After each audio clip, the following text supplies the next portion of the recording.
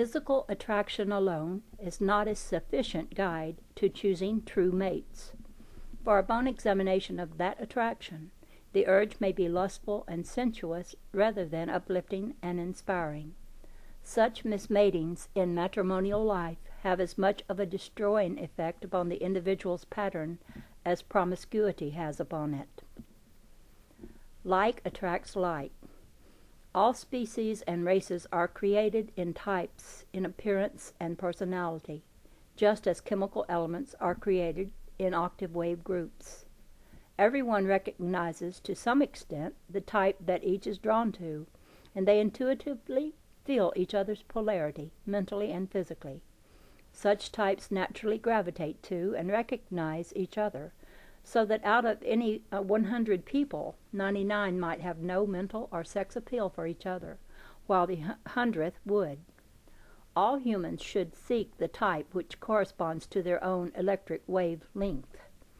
When types so find each other, they will be as perfectly balanced as sodium and chlorine, and their union should be enduring. It is a common saying that people should marry their opposites. Nothing could be more contrary to universal law than this statement. Everywhere in nature, like attracts like. This is fundamental. Opposites repel each other. Opposites in temperament and physical patterns invite discord, infidelity, and mutual degradation. Matrimonial mismatings unbalances the bloodstream just as certainly as promiscuous mismatings unbalance it. Electrically sexed humans. We are all electric creatures floating in the electric sea of this electric universe. Every electric thing in the entire universe breathes electrically into itself from the rest of the electric universe, which is outside of itself. It also breathes out of itself into the rest of the universe. In more simple words, we might say everything in the universe is trying to become every other thing, and every condition of everything is trying to become every other condition. A hot iron, for example, will strive to become as cool as its environment, and the cool environment will strive to become as hot as a hot iron. They compromise and find an equilibrium between the two, which is neither the one thing nor the other. This conspicuous fact is one of the most characteristic traits of nature. It is the least understood, though it is manifested in thousands of chemical amalgamations. It might be summed up as follows. Every pair of opposites is divided by an equilibrium which is a balance between the two, but that balance is not either of the two. Sodium chloride is an equilibrium which voids both sodium and chlorine, for neither are present in it. Likewise, water is the equator which voids hydrogen and oxygen.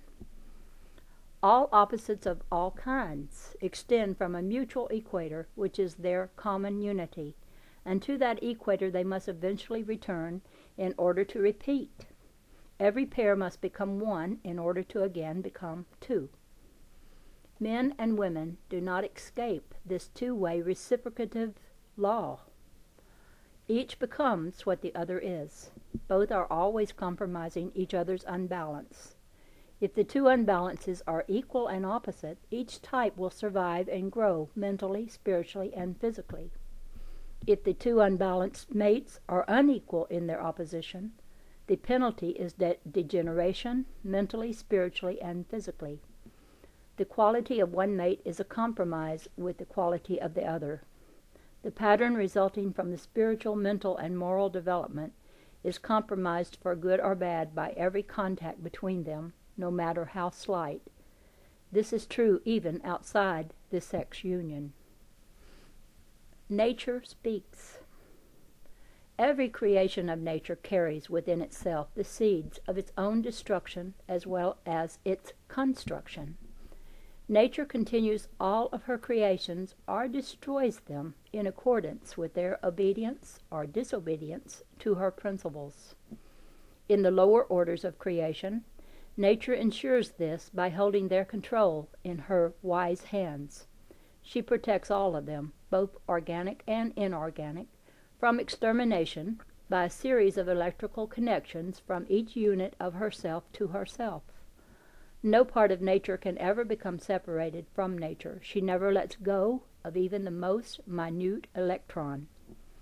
All nature is one spiritual entity, manifested through one physical unit. There are not two separate or separated spiritual and physical units in all of the universe. All nature is electrically bound together by an intercommunicating and controlling electric flux. Every form and pattern is extended from every other form and pattern. The source of any one is the source of all. The patterns of all inorganic things are directed entirely by nature's commands. Their actions and their reactions are wholly under the control of the universal intelligence which manifests through nature. They have no free will of their own. Organic creations are gradually given a modicum of free will. We call these organic creations living things, because we think that those mechanisms through which nature manifests life are in themselves alive and are self-thinking. These organisms, which we call bodies, do not live, nor do they think, nor even the man mechanism. Their awareness of existence is electrical, not mental. The body of man is not the man. It is merely a focus through which nature manifests intelligence. It is merely a form of man's thinking. Man's body is like a water pipe through which water flows, or a wire which conducts electricity. The pipe is not the water, nor is the wire the power, nor is the body the man. Man is as invisible as nature itself. He is a mentality, not a quantity. But his body is a quantity, which can gradually learn to express some of that mentality in mechanisms to become aware of their unity with nature. As their sensing increases to a consciousness of the universal intelligence within them, they become more creative and less imitative. Through the electrical connections between so-called living things and nature, the commands of the universal intelligence are transmitted by way of instincts, automatic reflexes, sense systems, and similar communicating systems. It is by means of these that nature orders her unthinking, organic, automatic mechanisms to eat, sleep, fight enemies, or escape from them, to build nests, breed, feed their young, and migrate. As her creations learn to become better foci for her thoughts and think with God, they are released from instinctive dominion a little bit at a time. Universal intelligence then appears to operate within them as focal points. Humans have to learn by observation and experience, or by the teachings of others, what the animal world knows without teaching. Man has to learn how to build bridges and other such techniques and skills, while the beaver builds marvelous dams without having any instruction. Likewise, the spider spins his wonderful web. The ant and bee build their corridored houses, and countless other forms are constructed by instinctively controlled animals which man could not produce in principle without being taught to do so by experience or by man. Even in breeding and the feeding of young, instinctively controlled animals know what to do without being taught, while humans must be taught these things or perish. Tens of thousands of generations of salmon or seals or fishes of the seas or animals of the land or birds of the air will instinctively breed true to their species and keep them pure, while man, whose instinctive protection has been lessened, will wreck his types and species through ignorance, lust, and other causes, yes, even to mating purely for economic or social reasons without regard to balance in mate choosing. All bodies of all creatures are mechanisms created for purposes of manifesting God through action. Each bodily mechanism must be created true to purpose.